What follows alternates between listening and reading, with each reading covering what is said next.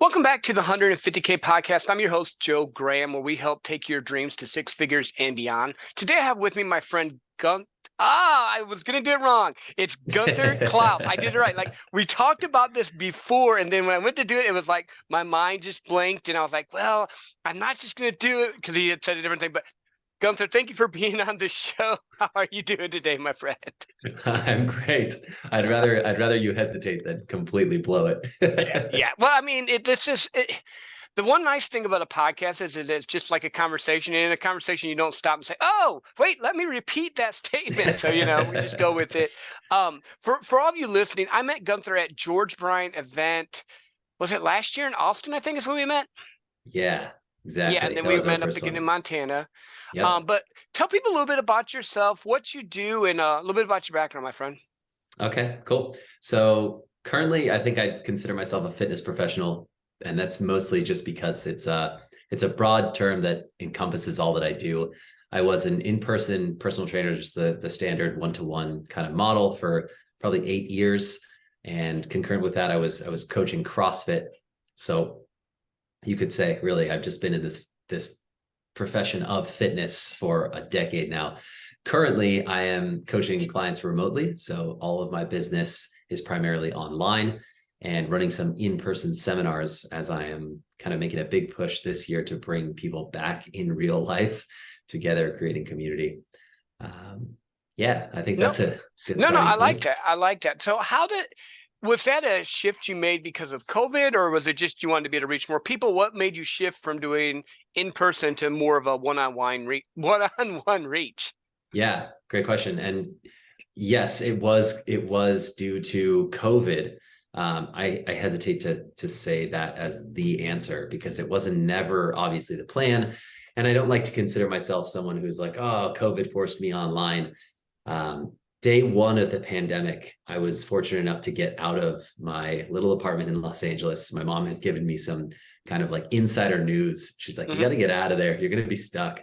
And so my wife, Nikki, and I went up to my mom's in Santa Barbara. We got out of LA.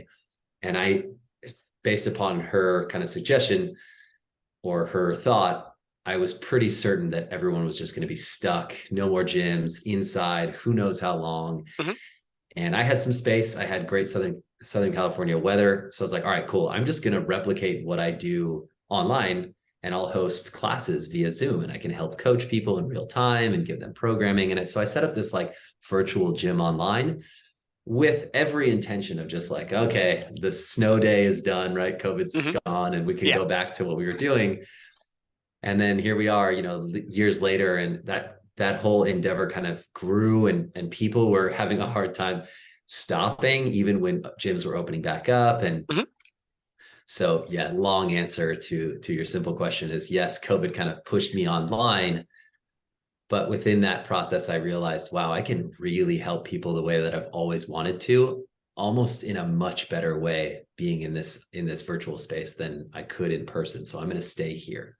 Yeah, well, and it's funny like that. I think as entrepreneurs, we have this plan, this idea, and then a problem shows up, and we had to be adaptable. And you thought, okay, this is just going to be a short-term thing, but then all of a sudden, you're like, wait a minute, I can reach more people. Tim here in Iowa, I'm just making up that name. You know, Yeah. he still can work with me, even though maybe he can go back to the gym. He likes, that reach is a lot better, and then you build a community online. What so I want to dig into this a little bit because I thought about that because I'm remembering back when it happened. I did a bunch of walks, and Mm-hmm. I have some weights at home, so I would do some workouts. But I think that was you even established, I would say, a place of community for people because again, everything had to be online, so you could still do that. Yeah. Yeah, it's really cool. Even to this day, I have that business or that part of my business is called Klaus House, and it's just a play. A client of mine years ago in person handed me a T-shirt one day and said it said Klaus House established 2016 or 17, Hmm. and he's like he handed it to me in December as a Christmas gift, and he goes, "You have 1 year, make it happen." He wanted me to open my own spot. So as a joke with that whole thing, I kind of started the Klaus House, created the community of family right under the house umbrella. And even to this day, I have housemates, clients Hmm. who are like flying across the country and meeting each other in person for the first time. Oh, that's nice. That's And nice. I so like it. the community creation was definitely real, and it was a huge beneficial part um, of COVID and keeping people together. Yeah, it Yeah. was great. No, I got you. So let's do this. Let's pick your brain, for lack of better terms now. So you've been in the fitness space for a long time, a personal Mhm. trainer, helping people get, healthy. And as we know, a lot of entrepreneurs are not healthy. If you look at it, you hear the grind culture, or the grind cussing, either way, where they just go, go, go, go, and you don't sleep and you don't do any of this. How do you help entrepreneurs or sales professionals? What if like one of them came to you and said, hey, you know what, Guthrie, I need your help? Where would you have them even start? Sure. Well, in that case, it's highly customizable. I guess that would be the best word to use. It's totally dependent on where you're at. You mentioned something about going for tons of walks, right? Mhm. And that is the healthiest thing you could possibly do, right? So if somebody's kind of in that level of fitness, if you will, where getting them to go and increase their walking time and their steps cumulative throughout the day is a win, then we're going to stay in that zone, right? Um, you're coming to me and saying, I need your help. Well, what do you need help with? It would be my first question. Um, and then kind of just meeting you where you need to be met, right? I think as entrepreneurs, we all understand we are here, we're somewhere low respective to where we want to go, right? Mhm. We've got big goals, dreams, and aspirations. No one's ever getting there without taking the steps between where they are and where they want to go, right? In fact, I think a lot of entrepreneurs get screwed up in looking at the big goal, the big picture, the big dream, and then not actually implementing the daily action. So that's where I come into play and just say, all right, cool, let's use your big goal dream as your North Star, and then I'll give you these bite-sized things so that you can make certain in a week, in a month, in a year, you're actually getting somewhere. Yeah, no, that makes sense, because I think, like you said, a lot of times we get this fuzzy dream and we go after it. And we want to accomplish this, or speak on stage with Ed Milet, or be six-pack abs in 6 weeks because we saw it in a book or something crazy. And in Yeah, reality, in sales world, in business, in life, it's the little things you do every day, the consistency you build that gets you to the point where you need to be. I think that's the key that most people miss. absolutely. That's as simple as it is. It really is that simple. Yeah. Well, and I think it's hard because it's not sexy. Like everyone wants flash. They want the Instagram picture, or they want to do the sweaty selfie without actually sweating, which is kind of funny. Like they spray Sure. themselves in the face with water. Oh, I'm sweating. I'm like, I saw you at the gym, bro. You didn't even lift 10 pounds. What's going on? Yeah. Yeah. I think the interesting thing, I just want to mention this now, is like people, when I say that I am or was a personal trainer in person, people immediately associate it with what I view as kind of this person who's like, I've never done any fitness. I want to get in shape. And the funny thing is that I never work with those people. Mhm. That's not my person, right? I will not be the like endless source of motivation. I typically work with people who have been athletes their whole life and Mhm. are realizing like, oh man, I've pushed myself so far in this grind category that I'm actually all jacked up in a new way. Yep. Yep. And so a lot of my work actually comes from like teaching people temperance and like dialing it back and working smarter, not harder, to achieve their goals, and really getting focused on biomechanics and nutrition. Um, so I don't really ever have clients. I mean, I did when I was in person for sure, but I don't really have remote clients anymore who are like, help I me need to take start 10 this steps. Yeah. Yeah. journey. Yeah, right. And if I do, they come in through a challenge and Mhm. it's largely focused around nutrition. And in that regard, I kind of paint the clear picture of like, hey, these are the principles. I'm going to help you do it, but on your terms. How do you want to do it? Right. I think that's really important for people's buy-in. Um, and just like, if we're speaking back to the entrepreneur question, most entrepreneurs don't want to be told what to do. No. So if you tell them why they have these options and then let them decide, it's pretty helpful. Obviously, there's also the other side of the coin, which is entrepreneurs are sick of making so many damn Mhm. decisions. Yeah, yeah. Well, I think it really depends on which ones you're dealing with. Because if you're with someone that's super dialed in on their business and all, like they may be just like, hey, man, just help me. I need this taken care of. I'm an expert here. Do that. And those are probably the best clients to deal with. Because I know, like with me doing sales coaching, I don't come and try and tell them how to run their business or do anything. I go and I find their one little thing and you fix that problem for them. I think that's the same. Those are the better ones to deal with. The ones Yeah. that want to just do it on their own, Okay, cool. Have fun, do it on your Yeah. own. Yeah, totally. Yeah. Everybody needs a roadmap of some kind, right? Even if it's a roadmap going into the unknown, Yeah. everyone needs kind of like their staple. All right, these are my guiding lights, principles, whatever else. And to have a professional tell you, okay, let's make this really simple. You need these things, shortest amount of time, simplest action steps, and I will basically just guarantee your success. That in and of itself is a big, I mean, I think that's gold. I love Mhm. receiving that myself. Yeah. So Well, and I think it like for someone like me, so I wouldn't say that I'm in like rock solid shape, but I'm not like obese or overweight. Like I'm pretty active. I do kickboxing. I lift weights, I do strength training, do walking and running, but I'm not like six pack ab Joe either. I think, but sure. for me, I have to change up what I do. And that's just something for me that works because I can't do the same exercises over and over. Like I did weightlifting and walking for a while, then now I've shifted it. My wife found me this kickboxing gym. I don't get punched in the face because I don't want that, but I get to hit the tie bags. It's kind of like, those that fancy boutique type of thing where you get to hit the tie bags, the chair bags, and you lift weights. And I like doing that. And I think we just had to be adaptable and you had to find what system works for you. Just like in business, what's your niche? What's your market? Yeah, 100%. That's absolutely right. And that's Yeah. the best place to be, right? Because consistency, longevity, you're only going to do the things you want to do. hmm Well, like my wife talked me in, well, she didn't really have to talk me hard. We're going to be going to do a half marathon in Hawaii in September. I've That's not right. done a marathon.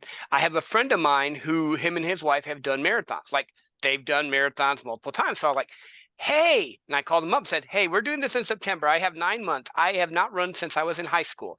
I need a plan. And he just gave me a simple little plan. And I think it's just like finding what works for you at that. But have you ever run marathons? I know you've done like CrossFits and other stuff, but have you done like the running stuff too? So I was a runner first, Oh, primarily wow. in high school and in college. But I have never done a half or a full marathon. Yeah. I haven't Tons of other either. distance. I'm a little Yeah. scared. I used to do cross country. We used to run 5Ks, and that part's cool. I'm Yep. thinking, okay, so I just been starting out, and I haven't run in a while. So now, right now, talk about baby steps. I'm walking. So like this weekend, I walked 4 miles. Monday, I walked 3.5 miles, and I'm just starting to build that up.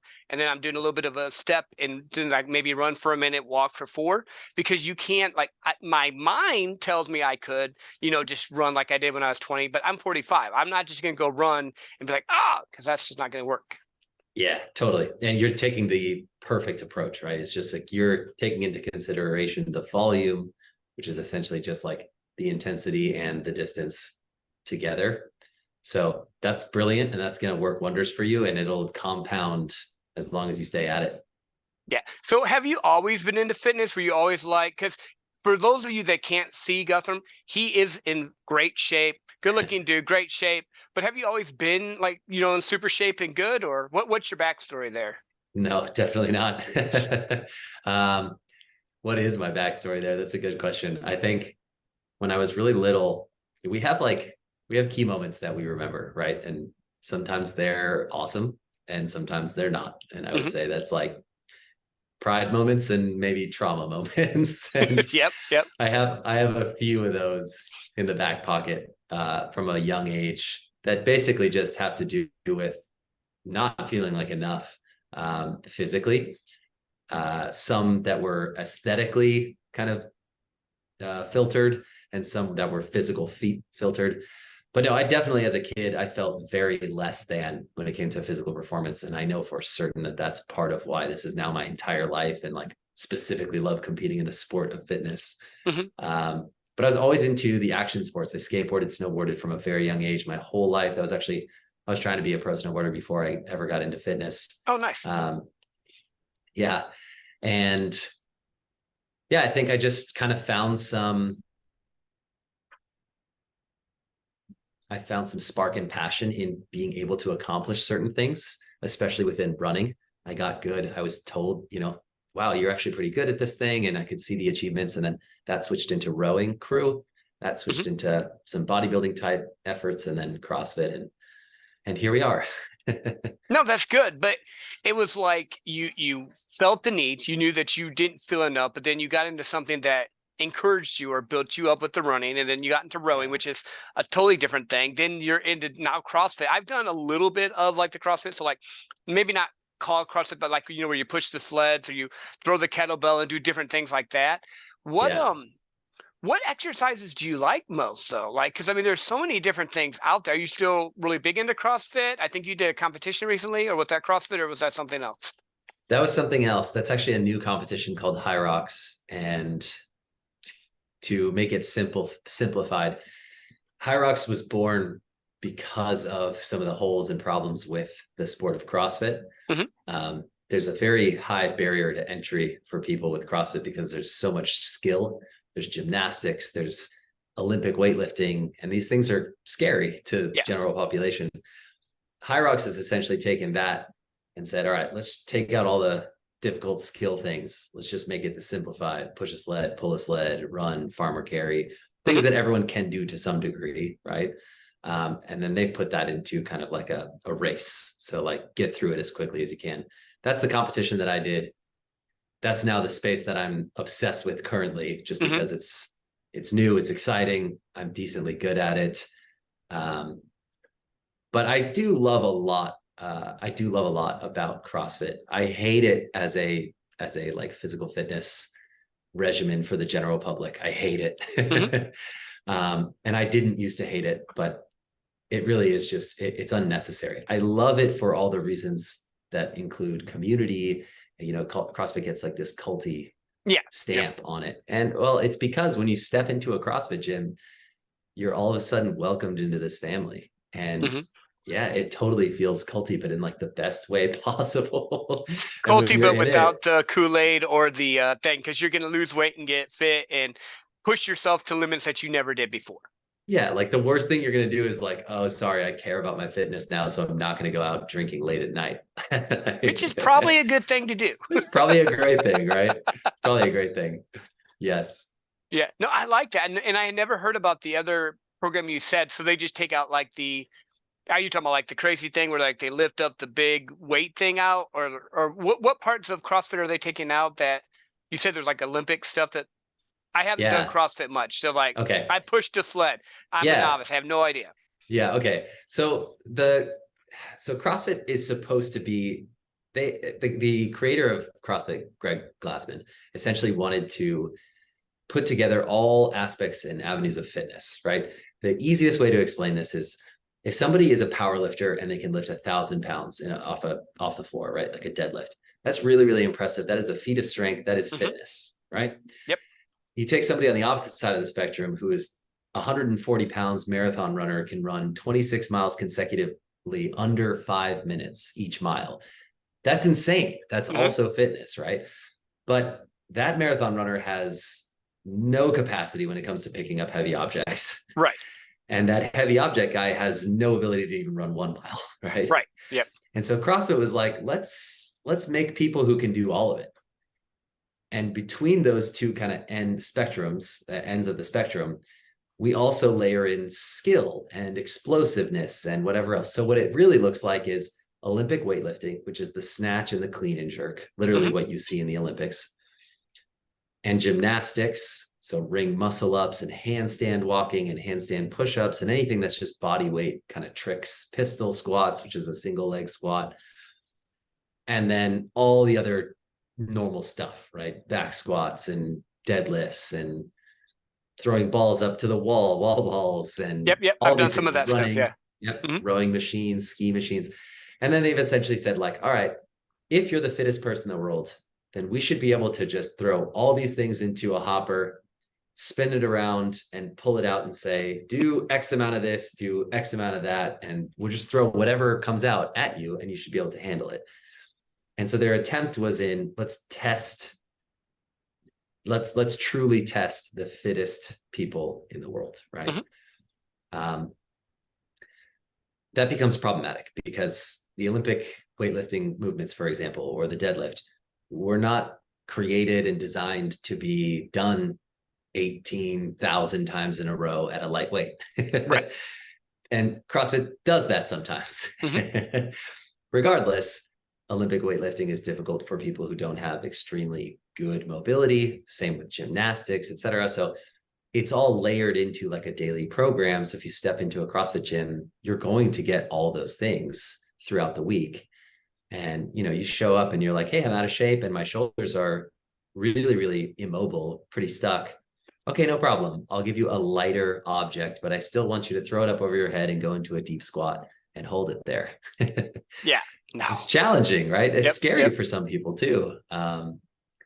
So I'm sorry, bring us back. What was the original question? I was Oh really no, painting a picture for I you on wanted to CrossFit. know because like I've been into fitness probably now, well, when I was younger, but probably now about for five years. And I did like the beach body thing, and then we got into just lifting and walking, and now I'm doing like the kickboxing, and it has some strength training. So we do like you throw the ball up, they have the sleds where we do deadlifts, but we're not doing like you grab the kettlebell and squat and throw it above your head, the snatch or anything like that. It's just more of the sounds like the easier stuff. I was just curious, because it I think a lot of times people try to make things pushing it to the extremes, which is good for extreme people, but for the average normal person that wants to get fit, it may not be the best option. And again, we're just talking about CrossFit, like it, Yeah. good or bad. I have friends that do CrossFit. It's great. Some people maybe or maybe don't like it. But I was just wondering because you've been in the sports, you understand, that whole aspect of it. But it Right. makes me think about this because we're both entrepreneurs. We both help people and all. There's a lot of times that as an entrepreneur, and tell me what you think on this, that we will literally look at what someone else is doing and think, oh, I want to go do it. But it would be like me trying to go and like deadlifting 400 pounds. It's not going to happen. Like I could Yeah. do like maybe 120, 140, maybe a little bit more if I really pushed it. But, like I'm not in that shape. But oh, wait, I saw him. I want to go do it. So I think that's just like you can apply it to both. Yeah. Oh, certainly. Yes. And it's always a little bit of a catch-22 because sometimes you need to see the guy deadlifting 400 to realize like, oh, that's where I want to go. That's what I want to do. Right. Maybe you can only do 120, 140 right now, but that doesn't mean that you should bail out of the endeavor altogether. Right.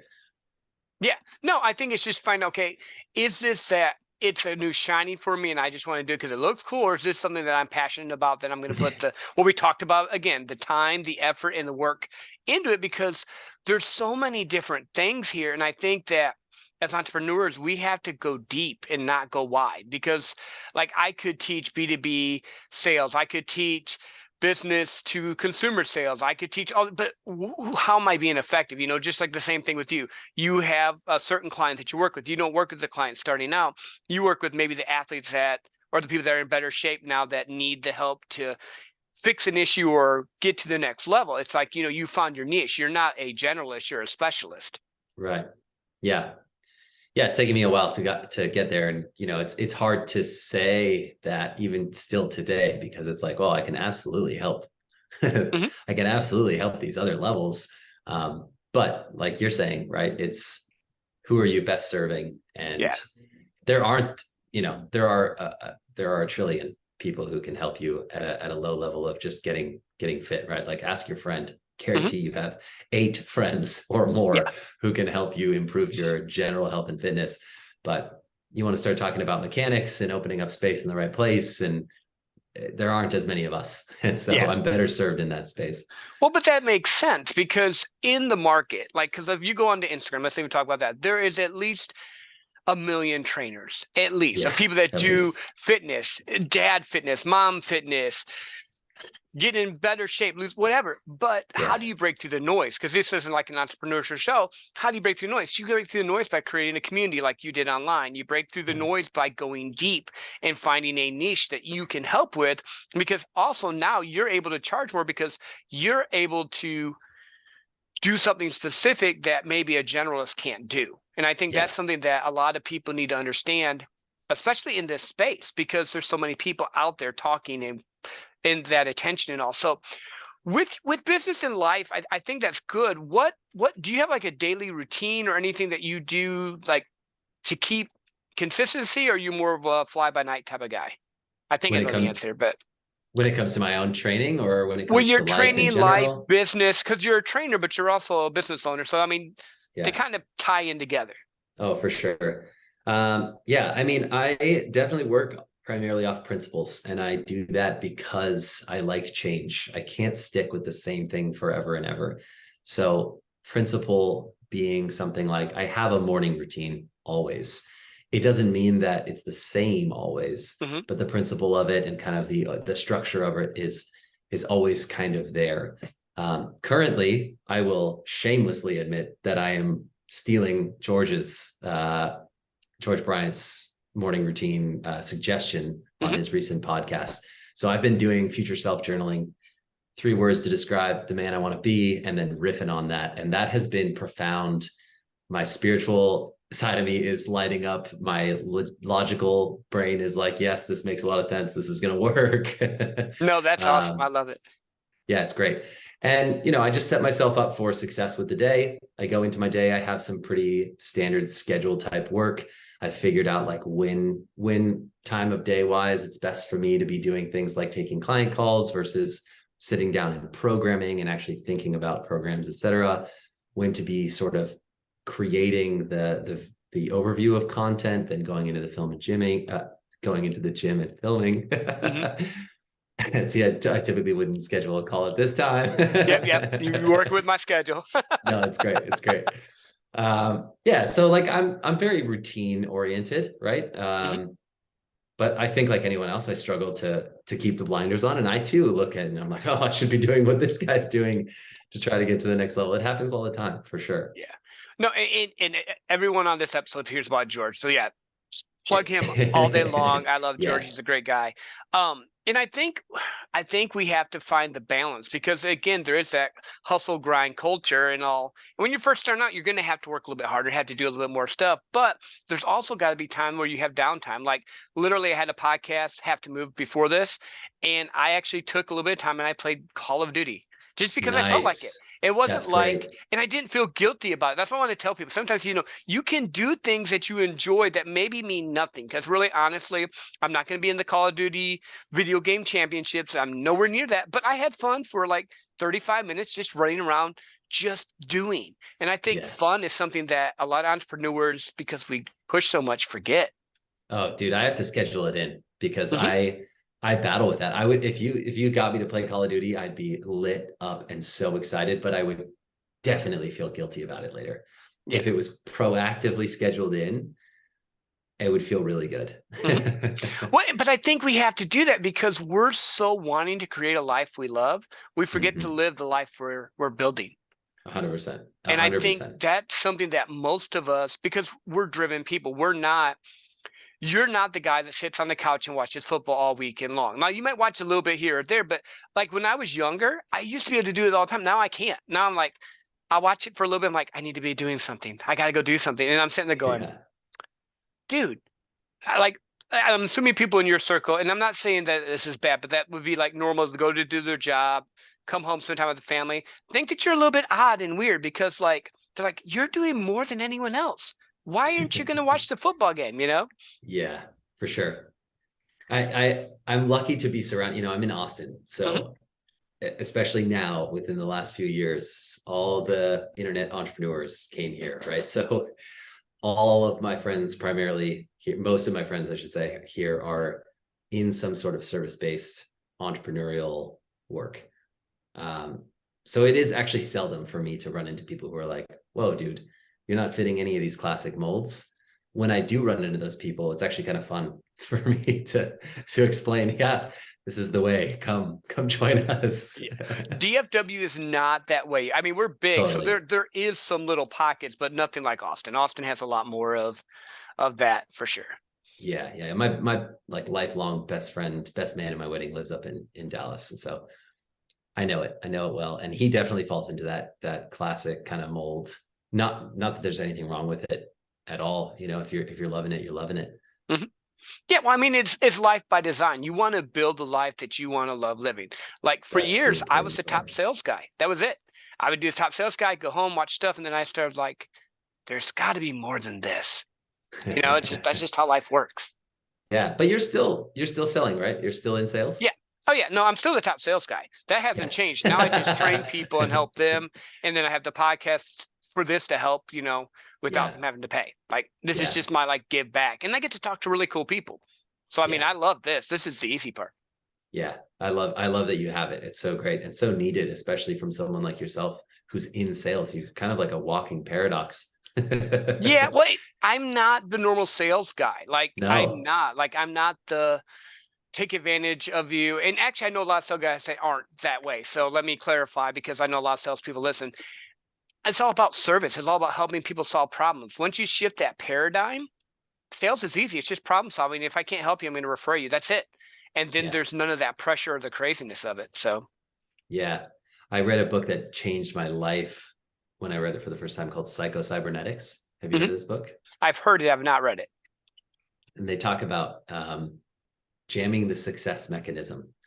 And so essentially, you've got this, and this is a little woo, but the concept is you've got this built-in success mechanism as a human Mhm. being. The best example is like, all right, if you're in the outfield playing baseball, you don't have to have ever played baseball for this to make sense. You're going up to reach for the ball, right? You do not have to think at all, really. You have to just go with intention towards the ball to catch it. Yeah. If, however, you were to think about, okay, I've got to supinate my wrist, extend my arm, take a step, calculate the trajectory of the ball. No. If you had to do all these things at the same time, Yeah. your head would fucking explode, right? Yes. It would 100%. be over. And there's no way you'd catch the ball. And No. so in that Austin example, it's jamming the success mechanism. You're putting too much into this mechanism and you are jamming it up. And in a simplified, word, we could look at that as just pressure. Let's Mhm. take the pressure off and let it ride, let it flow, let it do what it's supposed to do. And I think oftentimes, I used to fear sales. Actually, to be honest, I still fear sales. Sometimes Mhm. it's weird. And when I was just starting out, I'd sell these $3,000 packages for this elite gym. And I'm like, wait, how the hell am I asking? I'm asking someone to pay me $3,000. Like, this is Mhm. crazy. But that pressure is what kind of jammed up the whole thing, right? Yeah. When we find ways to release the pressure, it goes. Yeah. Well, and it's just getting your processes set. So as entrepreneurs, most entrepreneurs I know have a very good gift, product, or service they want to help someone with, but they get Mhm. caught in their head, just like you were talking about, because they're worried about, well, why should I charge them this amount? But my wife got me on this, and it made me think. She goes, what is simple to you is not simple to them, and you're saving them time, money, effort, and giving them back so much more. So you should charge them so they actually put the investment into it. Because for the longest time, like, oh yeah, I can help them with that. It's simple, but it wasn't simple to them. Just like with you with fitness or with anything else. It's understanding the value that you're bringing. Because if it's 4 times more than the cost, it's worth it. Like literally, there's a stat. I made that stat up, but it's pretty much it's what seemed to have happened. Where that if it's Yeah. 4 times more the cost, or 4 times more the value than the cost, you're good. Like people buy the iPhone, they pay $1,000 for it, and to some people, it's worth. Some people run their business on it. Gary Vee makes millions off of his phone. I don't know if he has an Yeah. iPhone or Samsung, but you know what I mean? That same Yeah. concept. Okay, Yeah. but my wife wouldn't touch an iPhone. She hates iPhone. She loves Samsung. I don't like Samsung. I like Yeah. iPhones. It's a relative concept. What are we putting our value to? Yeah. And then just getting past that. Yep.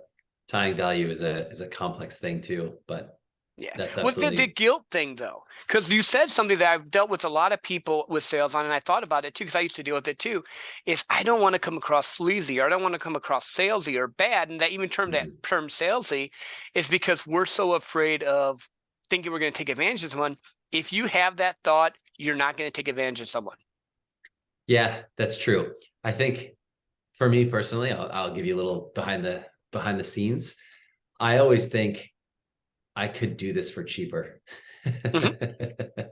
And that's where I start to feel guilty. Is like, I can't claim, it's hard for me to claim to say, to claim to know what somebody values Mhm. my thing at, right? Like, Yep. if I'm sitting there asking, is this worth 4 times the cost? I don't know, because what you value is not necessarily what I value, right?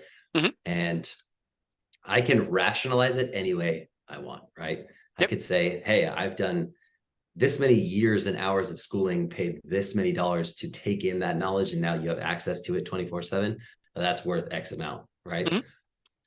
I could also say, well, these are really simple things, and I can send you this PDF and that thing, and fly, birdie. Yeah. Yeah. Right? So it's always kind of a tough one to work out in your head when you feel guilty Mhm. or uncertain of pricing. Well, the thing that I found has helped people is you get your process set up, you give your price, but you aren't making them buy. You're just giving them the option, and then they're making a decision. Is Yeah. it worth this amount for me to work with Guthrum? Is it worth Yeah. this amount for me to work with Joe? Is it going to do that? And when the process is there, and here's the cool thing, if you really want to work with someone and they say, hey, you know what, I can't, you can change the price. You can say, hey, you know what, Yeah. for you, I'm going to do this because you want to do that. Just remember, don't sell yourself short. I think that's the hardest balance for most people in our space. Now, there's a lot of entrepreneurs out there, I'm just going to say it, that will overvalue what they have to offer. So make sure whoever you're talking with has an understanding of whatever it is you're trying to get solved. I do want to Yeah. caveat that because I'm not going to talk to a 24-year-old life coach. Sorry, just not going to happen. I don't think they would work for me. Then Yeah. again, I'm not going to tell someone how to run a business because I only am a specialist in sales, not in, setting up a business and LLCs and all that type of stuff. Right. Yeah, for sure. So where can people find you at? Primarily probably on Instagram. Just my name, Gunther Klaus, like Can you Santa Claus, spell but that with for a them? K. Like Yes. Santa with the K. Yeah, exactly. So Gunther, Gunther, Klaus, Klaus. Cool. No, I like that. So is your name, like, I've been into Vikings and stuff, so this is kind of just where my mind goes.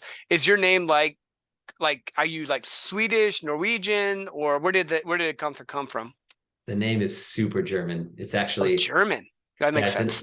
it's an old German name. But it was very, very common. It'd be like Mike in Mhm. the States, which is like So a like in the super 80s, Joe was popular. So my name's Joe. My wife's name is Jennifer. It's kind of funny, one of those 80s type of thing. So it's yeah, kind of popular like that. That makes sense. exactly. But it was not the 80s, it was probably like the 20s.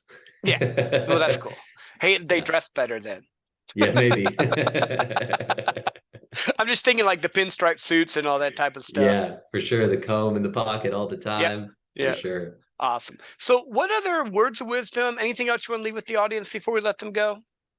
Well, let me ask you this. Your audience is, 150K podcast, right? Yep.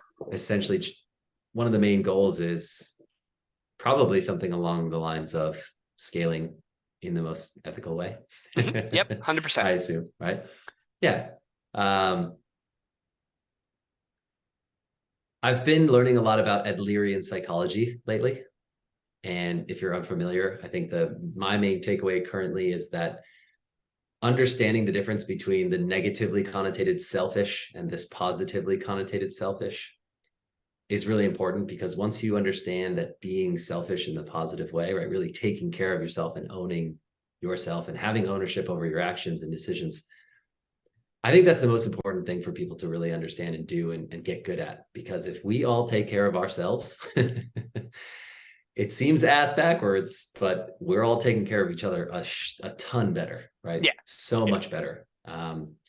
So yeah, I would say, look at how you can take care of yourself a little bit more, because it helps everyone else. Oh, no, I agree 100%, because like when I was driving and giving and giving and giving and giving, you run out, you burn out. Now Yeah. I do, well, I'm going to go back to George. Now I do he got me doing the at least 10 minutes a day of stillness. There's this little park bench in between two of the neighborhoods here, and I literally would go and just stare I have a tree. There's this That's one tree, great. I see the birds, I don't think about anything else, but I know that if I do that, I'm more focused. And then I have like a morning routine too.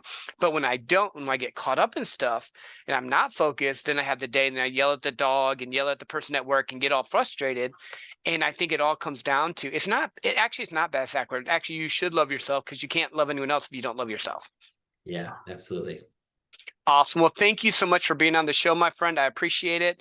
And for all Thank you you. listening out there, take time today, write down a few things that would actually help you love yourself more. Share this episode with a friend, and like and comment so that more people can hear these great episodes. And until next time, have an awesome, wonderful day.